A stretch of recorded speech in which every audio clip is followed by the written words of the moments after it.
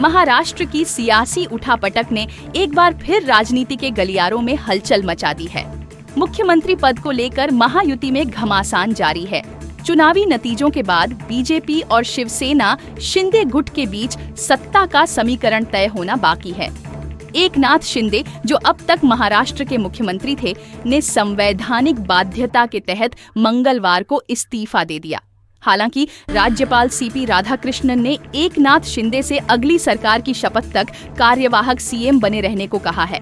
इसके बाद महायुति गठबंधन के भीतर यह चर्चा तेज हो गई कि राज्य का अगला सीएम कौन होगा। सूत्रों के मुताबिक शिंदे गुट ने अजित पवार गुट से मुख्यमंत्री पद पर समर्थन के लिए संपर्क किया है।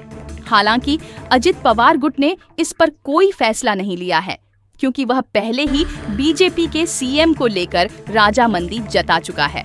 वैसे अगले 48 घंटे में सीएम फेस की तस्वीर साफ हो सकती है।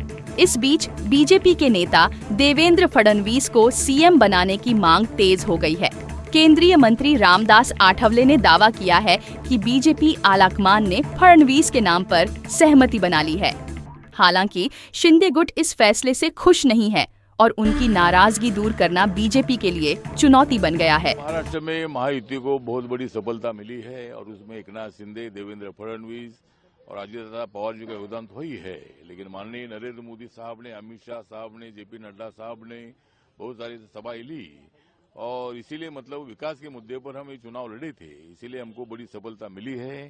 लेकिन अभी डेडलॉक जो है अभी मतलब खड़ा हुआ है। एकनाथ शिंदे साहब को जब मैसेज गया कि बीजेपी का कमांड ने देवेंद्र फडणवीस जी को मुख्यमंत्री बनाने का तय किया है, तो माननीय एकनाथ शिंदे साहब नाराज हो गए हैं, तो उनका नाराज होना समझ सकते हैं। लेकिन बीजेपी की इतनी सीटें आई, 132 सीटें बीजेपी की आई है और इसीलिए मुझे लगता है कि इसमें मार्ग निकालना चाहिए और देवेंद्र फडणवीस जी को मुख्यमंत्री बनाकर एक तो एकनाथ शिंदे साहब डिप्टी सीएम भी बन सकते हैं, या अगर उनको डिप्टी सीएम बनना उनके लिए थोड़ा ठीक नहीं होगा तो केंद्र में वो कैबिनेट मंत्री के रूप में मोदी साहब के मंत्रिमंडल में आ सकते हैं। तो ऐसा कोई मार्ग इसमें से निकलना चाहिए। शिवसेना नेता मनीष कायंदे की पोस्ट "एकनाथ हैं तो सेफ हैं" ने सियासी चर्चाओं को और गर्मा दिया है। वहीं महाराष्ट्र बीजेपी अध्यक्ष चंद्रशेखर बावनकुले इस पर प्रतिक्रिया भी सामने आई है। बावनकुले ने कहा कि प्रधानमंत्री नरेंद्र मोदी ने देश को एक करने के लिए कहा था, एक हैं तो सेफ हैं। उन्होंने समाज को एक रखने के लिए कहा था, लेकिन कहां की बात को कहां जोड़ा जा रहा है। अब देखना यह है कि बीजेपी, शिवसेना और अजित पवार गुट के बीच गठबंधन का अगला कदम क्या होगा।